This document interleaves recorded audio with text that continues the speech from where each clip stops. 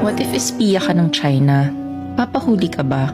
Ako nga pala ang kapatid ni Alice ko na mayor ng Bamban. 我是爱丽做的姐姐. Malamang kilala niyo siya at sa tingin ko ay mas maigi kung magbibigay ako ng linaw kung sino ba talaga siya. At ito ang storya niya. Oo, tama kayo. Hindi talaga siya Filipino.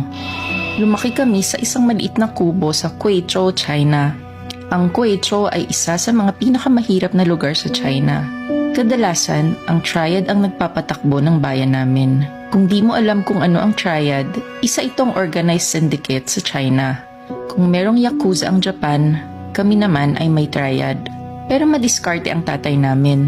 Doon siya nakakuha ng trabaho at napalago niya ang negosyo niya, lalo na sa mga pogo.